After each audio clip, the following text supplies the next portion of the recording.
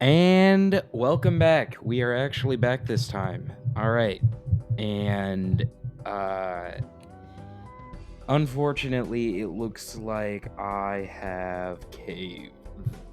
It doesn't look like I can do anything else original.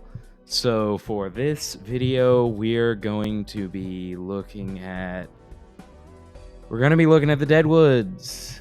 And yes, I have stooped this low. We have a lot of different characters here. Yeah, I selected. There is some cherry picking. I did not shy away from any of that. There's some characters that, like the original video, aren't there. I am doing DeadWoods. I'm not doing Cherrywood Part 2 specifically. We're doing DeadWoods. So if you want more of the other Cherrywood characters, this isn't the video. This is DeadWoods. Anyway, let's get started. First up, it looks like we have Rotfly. I think he's the first enemy that you actually encounter, so that's also good. But Rotfly, I really like Rotfly actually.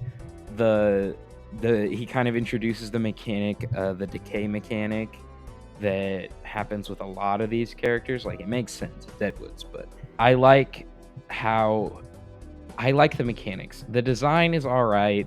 I feel like it's not the best design in the world. Kind of a replastered Bogfly here, but I still enjoy his mechanics. Don't think he gets too annoying, which is nice. It's always a little bit rough when they get too annoying. Overall, I think I'll give the Rotfly B tier. I forgot what I gave Bogfly, but Rotfly, they're gonna get B tier overall. A little bit lacking in some personality, I'd say, but overall I'd say B tier just because mechanically they're interesting, and I think they're one of the best ones to use the decay mechanic. Next up, we have Cowskull Crab. Now, Cowskull Crab, to me, first of all, not a crab. I think it's really silly that it's called the Cowskull Crab. It's not a crab, it's a spider. It's a little spider, a little crawly cretin. And don't know why it's called a crab, but it is actually, it's kind of closer to a scorpion, isn't it? It has the horns, but in this context, to me, how it deals out the poison damage and the fact you can actually take damage off the horns actually reminds me of the scorpion. Design wise, it's really cool. I love the design. It has the abdomen in the eye spot that kind of does look like the eye, and then the eye actually in the nose. It's pretty cool. I don't know. Oh, I also like how the skull pattern on the abdomen is shown through the eye hole. I think that's really neat. Dynamicism, or I don't know if that's a word, but how dynamic this enemy is also cool. I love to see it whenever I do. It's not too difficult to the point where I am frustrated, but I do love this one. It has an interesting role in the Geiger side quest, and I would overall give it an A. It's a nice enemy that I don't mind seeing, and I actually kind of like seeing sometimes. So that's why it's going to go in A tier. Third is the worst. I've heard this said before, but I don't know if Crowmonger's the worst. Crowmonger definitely... He's not the best, though. Crowmonger, design-wise, again, I don't know. I really like the designs of a lot of the DeadWoods characters. Crowmonger, it's kind of... I don't know how I feel about its use of decay. A lot of people really stand Crowmonger. I know he's gotten some crossover. He's gotten probably the most, besides Cat, probably the most crossover attention out of the DeadWoods characters, which I didn't quite expect. I see why. He's interesting. Dynamic wise, I'd say he's pretty close to the base crawler. I don't know. He gets a lot of praise for having the double spawn mechanic where you get crows out of the ordeal, but you also get kind of a crawler out of it. Makes it interesting. And I agree, it does make it interesting, but I don't know how much I don't think he's A tier. I think I'll give him B tier. His crows are cool. I like the crows, but they're very easy to deal with unless you are running a very specific loadout with Georgia. If you run Georgia, she will not be able to hit any of the crows, and if you're going against a lot of crowmongers, especially ones that keep charging their three charge, then you won't be able to do anything. The run's over by that point. It's done. You're cooked. You're done for. But I don't know. I might put them higher just for that, just for people who run that Georgia strat, because I know that there's some cheesing you can do with there. But I'll put Crowmonger top of B. Yeah, I think that's fair. They're still annoying though. And I feel like the next few guys kind of have to be ranked close together. First, we have the Dunes Wizard, which is basically, I think everybody just calls it Necromancer. But the Dunes Wizard, I love the matching design with Bog Wizard and how he's pretty much just like, he has the Guy Fieri little, I don't know if it's supposed to be Guy Fieri, but he has the little bleach in his beard. I like that design. And his overall getup, I think is better than Bog Wizard. I know that some people have ran with the wizard designs in like fan art and stuff, but and not specifically. I've seen it more in mods, but I've seen a lot more like spin-offs from the wizards. But I do like Dune's Wizard a bit more. His name's not great. Dune's Wizard, I mean, he could have done like Rot Wizard or something like that. But that's okay. Mechanically, he's interesting. I mean, he spawns zombs, and his relationship like with Brigadier and like the lore of like kind of the administrator type ordeal. I don't know. It kind of reminds me of Kamek from Mario or something like that. But I do enjoy him. He's pretty silly. He's a little goofball. He looks like he kind of looks like a used car salesman, and the characterized Dune's Wizards do have the little text box that kind of implies that that's how he sounds, which I am delighted by. I love that. The E. I don't know. What's a good quote right off the top of my head? Like you got to get out of the dunes or something like that. You got to get out of the dunes. It's not good over here. And then you have to find him, and he goes out of the dunes. I don't know if that's a good impression of like headcanon wise, but I'm gonna give him a good A. I'm gonna put him above the cow skull crab. He is very delightful. I like seeing. Actually, I'll put him in S. He's very cool. I love the personality. Very interesting. Like it. Then we have Crawler. Crawler's good. I think he's C tier though. I don't think he's as high as Rotfly. I don't think he's nearly as iconic. They kind of just like, they don't even shamble. That's what the Zook does. And the Zook just kind of brings more to it. Zom kind of just feels like an insert zombie. Like they needed one since there's Dune's Wizard. So they're going to need one, kind of a Goomba. I don't know. I kind of like the little tentacle or whatever it is. Maybe it's organs or whatever coming out of his mouth. That's interesting. I do like that touch. So I'm going to give him C. Mechanically, Mechanically, I feel like most of the depth comes from pretty much swarming. They don't really have much besides that. The etchings on the, again, this is kind of all over the place, but I'm going back to their design. The etchings on their face is interesting compared with like the organs and stuff. But overall, I'd give Crawler C tier. Next is Zook. Zook, I think Zook's better. Zook's better than Crawler. Zook's, I mean, out of the zombies, I think Zook might be my favorite, like, base zombie. Or whatever they are, because they're not like specifically classified.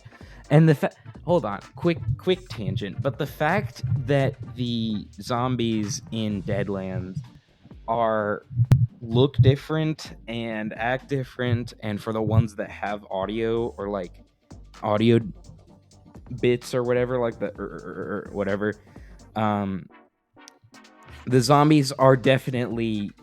It's weird that they look different than undead in other parts of the game, like the Blossom and some of the Blossom enemies. Just how I don't know. Maybe it's just the difference between the floral infection and the Blossom infection and the whatever the radiation infection is happening here. I thought there could have been a little bit more that could have been touched there lore wise, but I don't know. That's kind of a side tangent here. Zook overall, I like his mechanically. I think he's also the most interesting. I've seen people put the Soar a little higher. I don't know why people like Soar so much. I think I don't know. It might be the design that's kind of getting on. But I think Zook's my favorite out of him. His explosion ability, I know, is very annoying. And having anybody else be targeted besides him is always risky. It's good to have at least a little bit of freeze power when you're going in against Zooks. So you have to strategize against him, which can make him annoying. But I think he's still balanced enough. Speaking of not balanced, we have Soar. I do not like fighting Soars. They are, even though they're immobile, like, design-wise, I'm not the biggest fan either. I mean, I think it's interesting, but I like the execution of how they design Soar. I like the little spinal cord and how he kind of like lifts himself and rotates whenever he's like fixing to aim himself. I think that's really cool. And if there was ever like 3D visuals done for Soar, I think it could be very interesting seeing him like uproot himself and like move around. I think that'd be very interesting. But for Soar, they're not the worst to go against, especially not out of all of the DeadWoods characters I have here. I'm gonna put them in D, just because I hate how many status effects that they can inflict on you, like poison and like the toxin, and I think mutagen can be applied, but that only happened like once or twice, I think, for me throughout all of my runs. And Soar, I feel like it's just annoying to see a Soar because you usually see them with Zooks, and the fact they can still be spawned in by Dune Wizards, it makes it kind of. I know people like the playstyle where it's kind of hotboxing, where you have a lot of priority targets, and talking about all of these together is kind of different. Like having a Dune Wizard who, like a variety Dune Wizard who spawns in a Crawler and a Zook and a Soar, and you have to deal with all of them. It kind of hotboxes everybody else except for Crawlers, and then Crawlers just keep coming in, and then you get the Crawler Swarm, which is, I mean, I think the design's like, at the end of the day, it's good. It provides a challenge. I don't know. It's not my favorite in the world. I'm gonna put him in D. He's not super rage inducing, but I'm gonna give him a D for now. He's not great. I think I'm happy with that choice. Next up, we have a mini boss, and he won't be the first. Well, he is the first mini boss I'm covering, but I think he's my favorite out of the mini bosses. I do like Brigadier as much as I don't like. I mean, I guess you can count Dune Wizard as a mini boss, but he appears like spawn rate wise, he appears as an enemy. So Brigadier, he's not the main boss, and I wouldn't count him as a main boss. I don't know. Yeah, I'll count. Yeah, he's a main boss. I mean, Cat is the main boss, but Brigadier is enough of an event that I would call him. I'm just ahead of time. I'm putting him in S. I really like Brigadier. His voice is interesting. I like it. It reminds me of, and I'm forgetting his name, but the guy who plays Invader Zim. It reminds me of him, and I enjoy it a lot. He does a very good. I forgot the voice actor's performance, but he does a great job. And Brigadier overall, I think I like him more than Dune Wizard. Brigadier's awesome.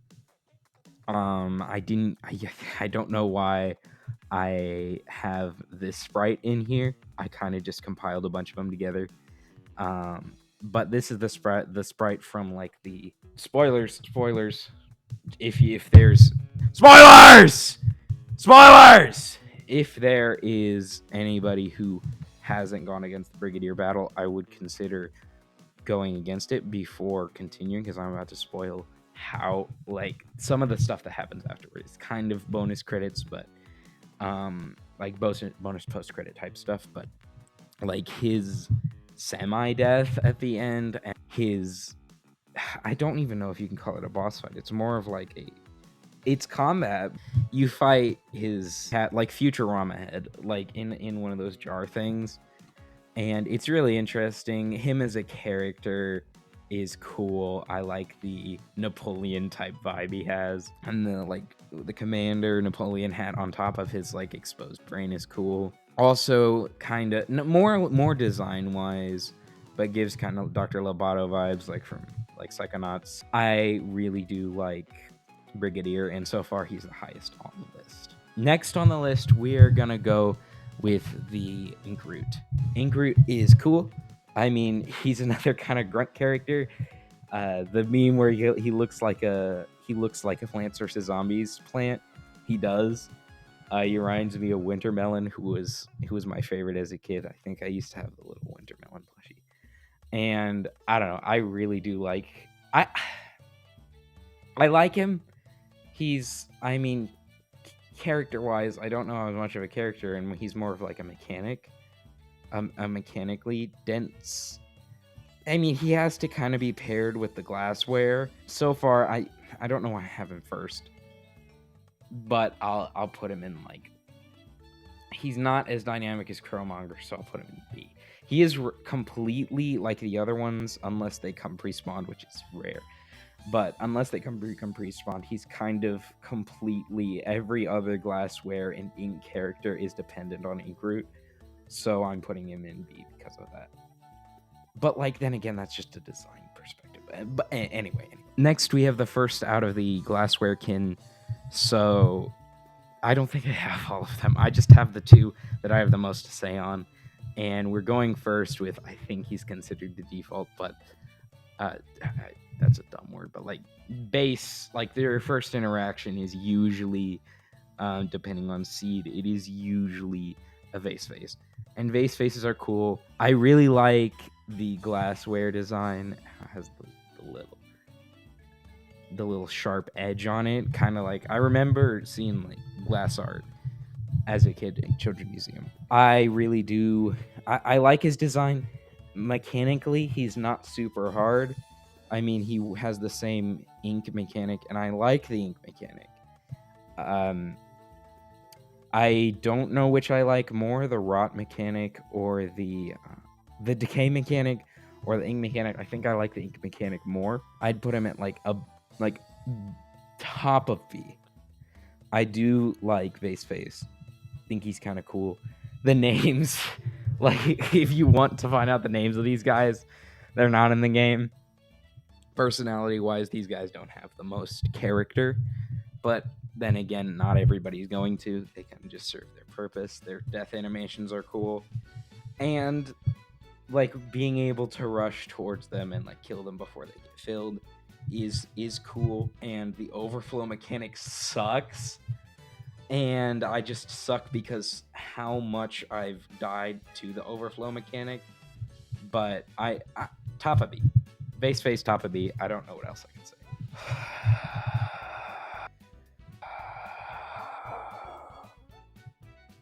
I'm putting Beaker Breaker at F. I don't know if I'm gonna.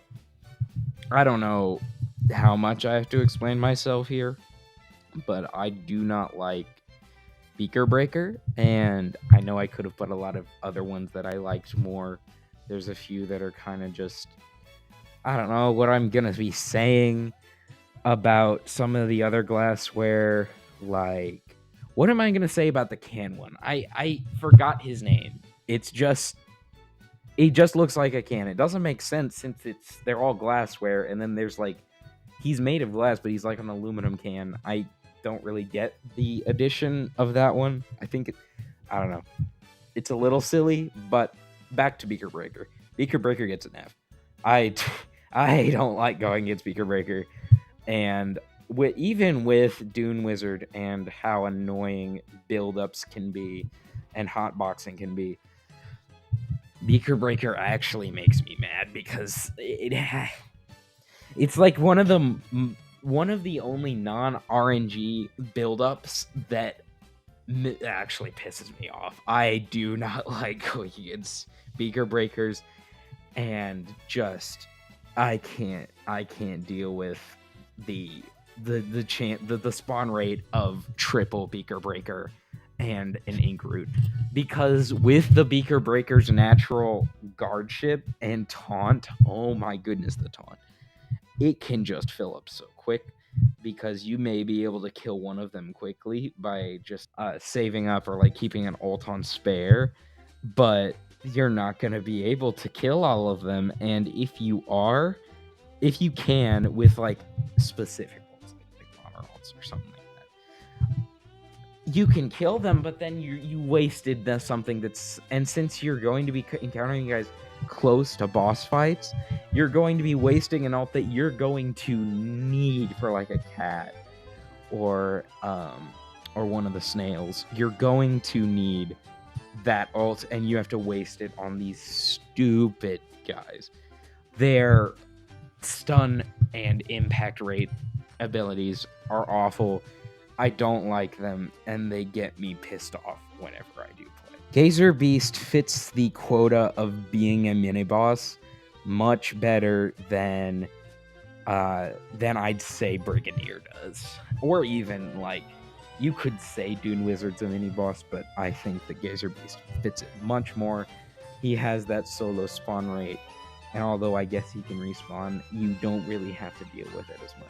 Lore-wise, he has very cool lore. I do like the lore behind Gazer Beast, but to be completely honest, it's kind of been ruined for me. It's kind of been ruined just because of how many times I've played against it.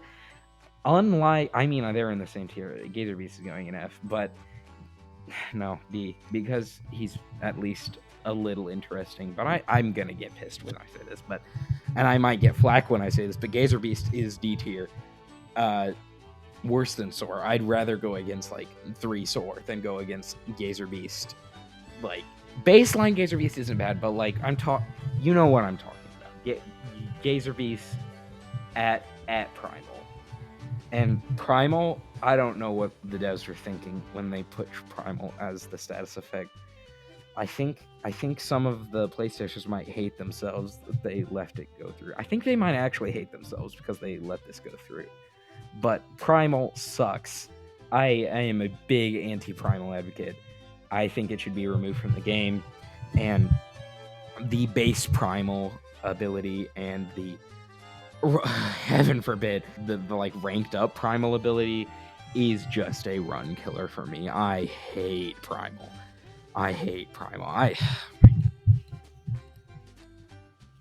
Video games are supposed to be fun, and I feel I'm not gonna go on that tangent, but I feel like Gazer Beast just adds too much. It heaps too much onto the plate. I just get a little too pissed about it, and I need to like cool off. Actually, just talking about, and I know I'm not getting as pissed about him, and I'm not just thinking about him makes me mad, but none of these guys are as bad as the one I'm not going to talk about because I already did. But I just Primal's not good, and I'm kind of getting heated just by talking about Primal, so I'm going to take a quick break.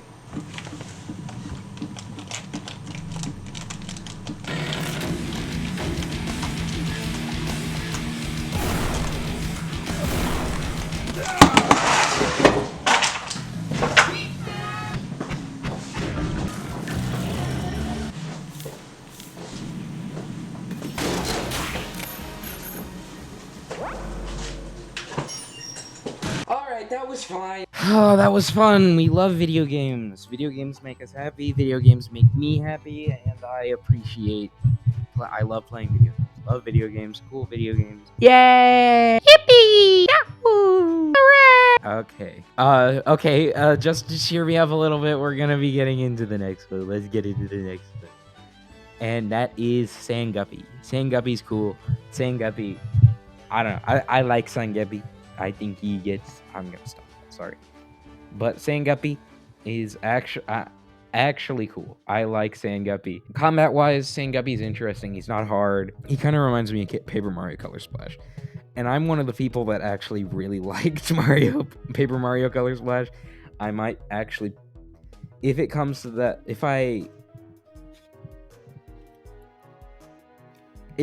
find the time, I might actually play through it on I don't know if that's a thing, but I'd love to be able to play through Paper Mario Color Splash again. Anyway, this isn't a Paper Mario Color Splash video, but it could just be nostalgia bait, but I actually like Sanguppy, and he's going into A. He reminds me of the desert section for some reason. There's nothing that specifically has anything like Sanguppy in that game, but for some reason he does remind me of that. Sol de Carne, Sol de Carne, I like Sol de Carne. Both of the slug bosses, I know they get like flack for being recolors. I don't think that. I mean, they are recolors, but I think they're different enough, and how they appear is. I still like it. I really like Sol de Carne's design, and the Deception Slug is also cool. But Sol de Carne is gonna go into S tier alone. I think his boss fight itself is really cool. He's another mini boss. I mean, like, he does count as a mini boss. He is a mini boss. And he fits a bit more into the story. And I'm not going to go as far into that one as much as I did with Brigadier, just because of how much you can, like, get from Sol de Carne. He kind of cuts into other areas of the game, especially lore-wise, into other sections of the game. And the fate of Sol de Carne at the end of, especially the DeadWoods chapter, being left open. It's a whole different can of worms I could get into. I S tier. Yeah. Brigadier I still enjoy more, but like, yeah, very good. Challenging. It's a challenging boss fight. It's not frustratingly difficult, but it's a challenging, it's a cool mini boss. And the Deception Slug, I'm gonna put in top of C. I don't know. It's the swirl pattern's cool. Design wise, even though technically you come across the Deception Slug earlier, I kind of feel like he's the recolor, you know? His boss fight is, I don't know. It's kind of forgettable. I'm not gonna lie. Seeing Sol de Carne float over the landscape of the entirety of DeadWoods and eventually coming to him and fighting him is really awesome. And the other routes you can do with not fighting him are also really interesting. And for each character, there's kind of each character's reaction to Sol de Carne is interesting.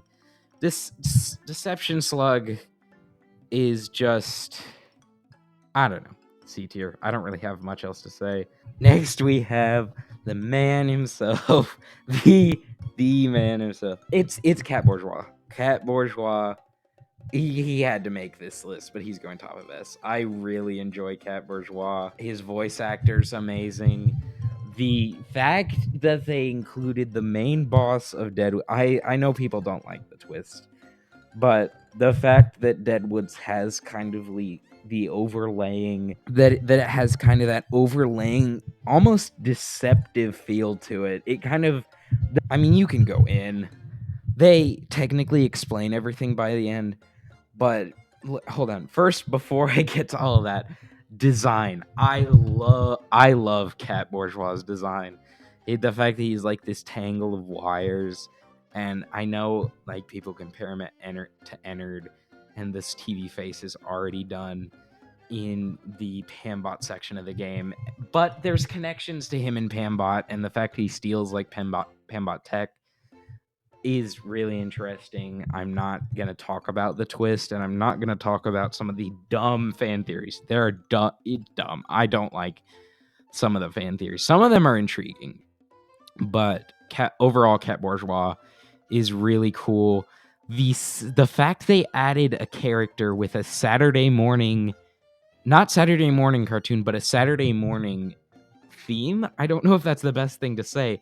Like the TVs in the background, almost like the bowls of what look like milk. It gives me kind of a Backrooms feeling, that it has that nostalgic feeling to it, but I don't know, it cuts in. I really do like Cat Bourgeois. His voice actor does an amazing job. I think the best out of all of them. And you can call me like basic for that, but I think he's amazing. S tier. His attack with like the hand coming out of the cereal bowl with no cereal, like that, it's not milk, but like the whatever that liquid is, the I think it's plasma, but the hand that comes up, that attack is awesome. Overall, there's nothing like his boss fight. Mechanically, I think it's really cool. Even if it's more of a show than a challenge, I really do like it. Overall, Cat Bourgeois gets S. I really enjoyed Cat Bourgeois boss fight, and I would fully recommend DeadWoods just to be able to play this section. I don't know. It kind of culminates together. It goes completely against the apocalyptic nature of DeadWoods, and it has a reveal that's cool. I really do like it. And finally, we have Jast. Overall, I do like Jast. I like him more as an NPC than as the bonus boss he is.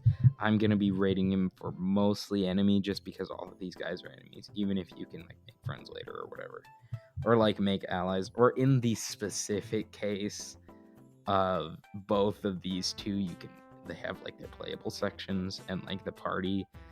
I mean, I can add that on to the fact that Cat can become a party member later on is just awesome. I really do like that part. But Jast as on his own as a boss fight with the kind of betrayal, it doesn't feel as emotionally deep as a lot of the other betrayal boss fights you can go about in the game. And I could go on and do a separate video about all the betrayal boss fights in the game. But Jast I'm gonna give Jast top of A. And sure, you could be saying that has more to do with his character. It's hard to rate Jast as just a boss.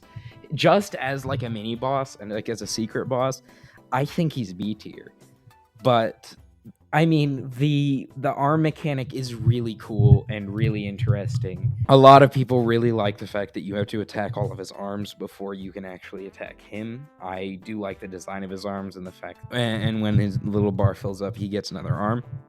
I really like that part, but I don't know. I haven't fought him that much just because I didn't want to go on the betrayal route with him. It's not fun. I don't like betraying Chest, and I know that's the point, but also his music puts him up here, but I mean, I don't think a lot of people are going to be using the extra effort to go ahead and betray Jast. It's kind of like a lot of people really like his boss fight, but I'm just gonna put it.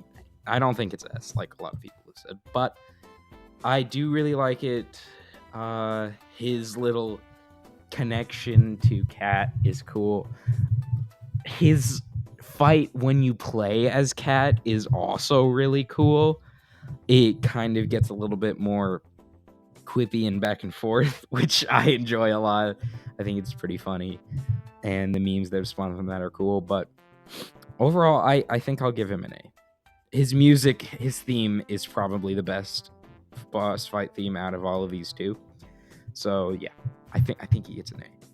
But overall, I'd say that's it. I think that's my whole tier list over DeadWoods. And you might say, you seem to enjoy this. You seemed to have enjoyed this video.